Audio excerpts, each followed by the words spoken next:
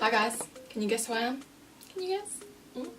Hi guys, welcome back to my channel. So today I'm going to be doing this look right here, which is actually a kind of inspired look by the new Kim K kind of red lip launch, and I just feel like she looks so cute here, and I love the way that she's got the kind of really deep eyeshadow which goes all the way into like the brow. I just love that kind of look. I assume it must have been like makeup by L'Oreal, might have been makeup by Maria, who knows.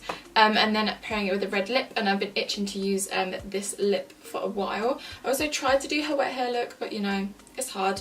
Not all of us have like hairstylists and everything, but if you want to see how I got this look, then make sure to just keep watching.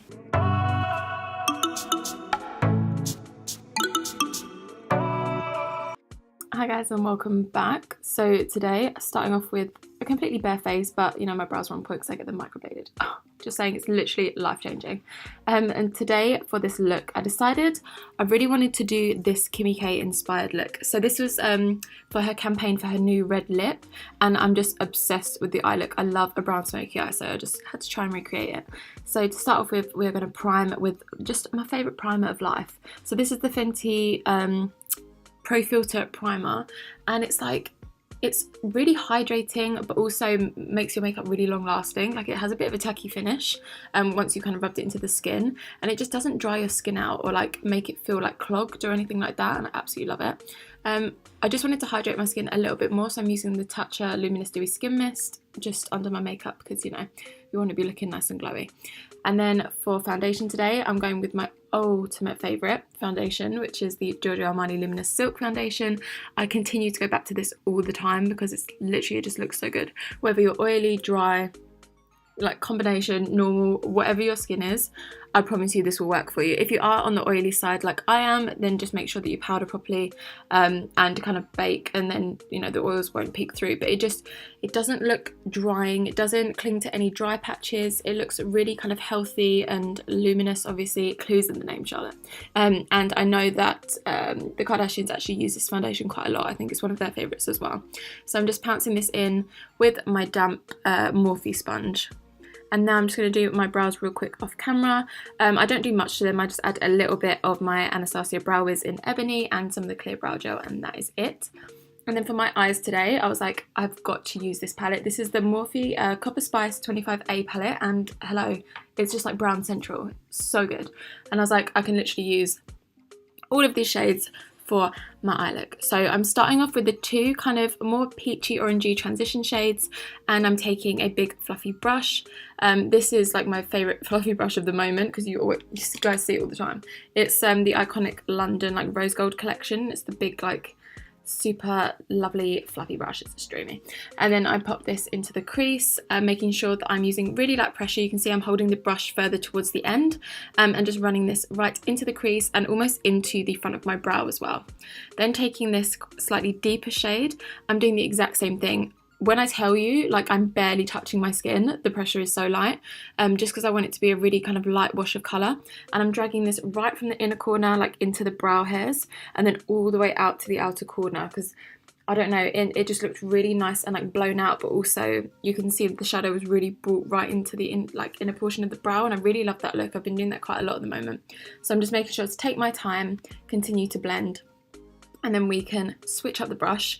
This is, let me find it for you. It's a Zoeva fluffy brush. It's the Zoeva, oh, I can't tell you because the number's rubbed off, but it's a Zoeva fluffy brush, but slightly more precise. And I'm taking the deeper shade of brown that you just saw, and I'm running this into the crease, but right into the crease.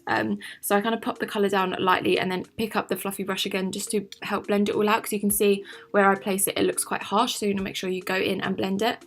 But I did notice that the brown eyeshadow was quite dark in the crease to really create that kind of nice smoky effect, so that's what I'm going for right now. And I'm not dragging it onto the lid yet, but I am dragging it into the front portion of my brow.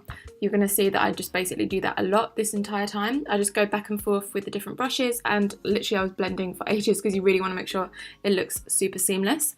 And then I'm taking an even deeper shade of brown. This is quite a cool tone brown, and I'm switching up the brush again to an even more precise brush. This is the Morphe M433, and I'm popping that right in the lower portion of the crease, then going back to my Zoeva brush that you see right now and helping that blend a little bit, and then I also go in afterwards again with my big rose gold fluffy brush. It's honestly like you can do such a good look with like 3 brushes, and it's all about the pressure and the placement. If you do a bit harder pressure, then the colour payoff will be a bit more intense, and then when you lighten the pressure, it really blends out seamlessly. I hope that makes sense. It's just a lot of back and forth, to be honest, but it looks good. Then taking the dark brown shade again, I'm picking this up on a little pencil brush. It's the KKW Beauty what was it, E13, E310, let me have a look, E310 brush, and it's so good. It's a nice little fluffy pencil brush. I'm just taking that dark brown shade and running that right along the lower lash line, because it looked like Kim had quite a nice kind of smoky lash line, and I wanted to kind of help recreate that. And then I just wanted to deepen up a little bit more, so I took this brown gel eyeliner from Bobbi Brown with a little angled brush and did it really close to the lash line. I'm not trying to draw a wing or anything like that. I literally just wanted to help deepen up that brown eyeshadow a little bit, and I do go back in with the pencil brush again just to help kind of smudge that out. You want it to look really nice, smoky and smudgy and just dreamy. I also decided to take that brown eyeliner with the same brush and actually tightline. I always tightline, especially if I'm going to wear false lashes, because I think it can look a little bit obvious if you've got any of that kind of nude shade underneath peeking through. So this really just makes it look so much more seamless. And then before I put on false lashes, I'm doing a coat of this mascara. This is the Tarte Lights Camera Lashes Mascara. It's so good, and the packaging is just dreamy. It's so pretty, but it really does kind of thicken and volumize your lashes. It's really good. I highly recommend it.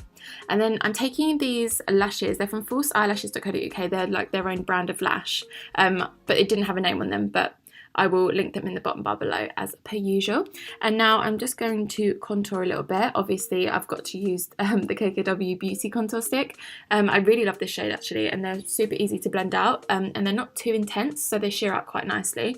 But I'm obviously going to try and chisel out my face to look as much like hers as possible. Obviously we have very different face shapes, so I'm just going to kind of emulate what I can. So I'm also going to add a bit of cream contour to my nose around my lips, which I wouldn't always do, but she has really kind of nice pouty lips, and when you add a bit of contour around them, it really does help.